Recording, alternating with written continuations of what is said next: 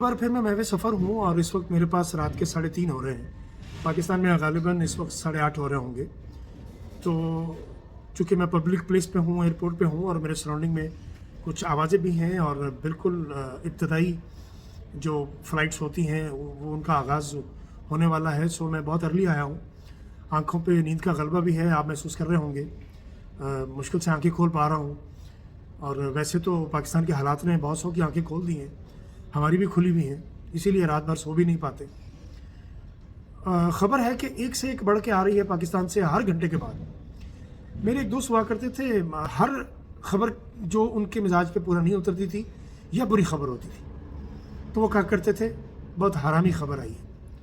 मैं सोचता हूँ कि अगर आज या इन दिनों में वो ज़िंदा होते तो हर घंटे के बाद कहते यार एक हरामी खबर आई है, क्योंकि इस वक्त पाकिस्तान से जितनी खबरें मौसूल होती हैं हर थोड़े टाइम के बाद, उन्हें मेरा ख्याल है इससे अच्छा लक़ब दिया नहीं जा सकता कि वो हरामी खबर है। यानी कोई ऐसा काम जिसे हम हलाली कह सकें हम कर नहीं पा रहे इन दिनों में। पाकिस्तान की जो हालात है मैं उस तनाजुर में बात कर रहा हूँ, बाकी दोस्त इस बात का बुरा मत मानिएगा। गरीदा फ़ारूकी को आपने देख लिया, लाहौर पहुँची हुई है अपनी तरफ से मियाँ साहब के बहुत पॉपुलर एरिया में, जहाँ कभी किसी दौर में गए वक्तों में मियाँ साहब पॉपुलर हुआ करते थे, इस एरिया में बड़े मकबूल थे। वहाँ जाके चंद पटवारियों को इकट्ठा किया और उनको कहते हुए पाई गई कि मुझे वहाँ लेके चलिए जहाँ थोड़े से नून लीगी हो, यहाँ थोड़े से नून लीगी हो। जुमले पे गौर कीजिए कि जहाँ इतने भी मुयस्सर आ जाएं कि मैं अपने माइक पर अपने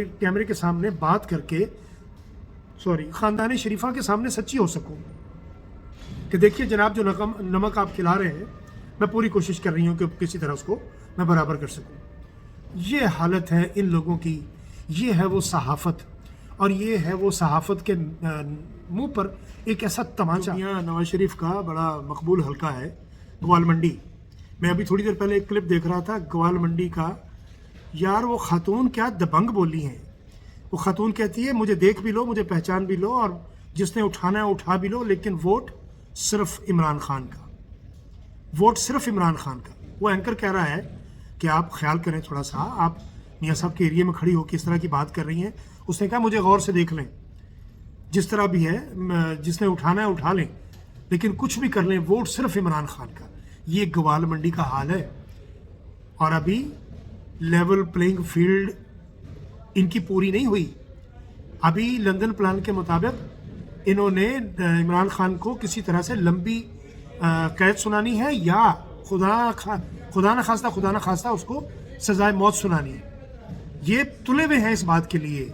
ये जो ख़ानदान शरीफा है ना, ये जो नासूर है पाकिस्तान का, ये जब तक अपना ग्रज निकाल नहीं लेगा ये बाज नहीं आएगा। पंजाबियों, मैं अभी भी कह रहा हूँ गौर कर लो इस बात पे। खैर यार, मैं तारिक मतीन भाई मेरे बड़े प्यारे भाई हैं, दोस्त हैं, बहुत खूबसूरत बोलते हैं। उनके मुंह से एक जुमला, एक लफ्ज़ बहुत अच्छा लगता है। मैंने किसी मर्द के मुंह से अगर इस लफ्ज़ की खूबसूरती देखी है ना तो वो तारिक मतीन है। वो कहा करते हैं फिट्टे मुंह ऐसी सहाफ़त का, फिट्टे मुंह ऐसी सियासत का, फिट्टे मुंह ऐसे काम का। उनको बहुत जचता है। तो मैं तो उस तरह से नहीं कह सकूँगा, लेकिन मैं तारिक भाई माफ़ कर दीजिएगा आपकी तकलीद करते हुए कि फिट्टे मुंह ऐसी सहाफ़त का, लानत ऐसी सहाफ़त पे। चले मैं बात बढ़ा देता हूँ कि जहाँ आप चंद एक टट्टू इकट्ठे करके, ये टट्टू लफ्ज़ गलत नहीं है, इसको माइंड ना कीजिएगा, ये खच्चर का दूसरा लफ्ज़ है। घोड़े और गधे के बीच आपको पता है ना एक तीसरा जानवर होता है, खच्चर कहते हैं उसको आमतौर पर टट्टू भी कहा जाता है। तो ये जो लोग ना उधर के रहे ना उधर के रहे, सिर्फ पटवारी बन गए, मैं उनको टट्टू कहता हूँ। तो ये टट्टू किस्म के लोग जो है ना, ये इनको इकट्ठा करके, तो ये गरीदा फ़ारूकी लाहौर में, अरे गरीदा फ़ारूकी ये तेरे इर्द गिर्द तेरे 4 मुहाफ़िज़ भी खड़े हुए हैं, ज़रा इनको हटा और फिर देख लोग तेरी किस तरह दुर्गत बनाएंगे। अव्वल तो ये दुर्गत ही काफ़ी है कि तेरा पोल खुल गया कि तू कर क्या रही है।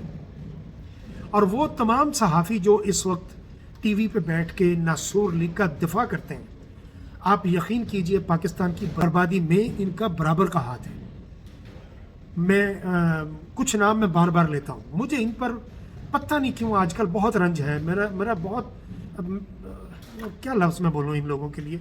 फिर मुझे लोग कहते हैं यार वो सीनियर हैं, बड़े हैं, चलो एहतराम कर लिया करो। मैं फिर अपना जुमला दोहरा रहा हूँ कि गधा अगर 100 साल का हो जाए تو چیتے کا بچہ اس کی عزت نہیں کرنے لگتا۔ اب یہ سارے گدھے اگر 100 سال کے ہو گئے ہیں، سینیورٹی میں آ گئے ہیں، تو اس کا یہ مطلب تھوڑی ہے کہ یہ شیر کہلانے لگیں گے یا چیتے کہلانے لگیں گے۔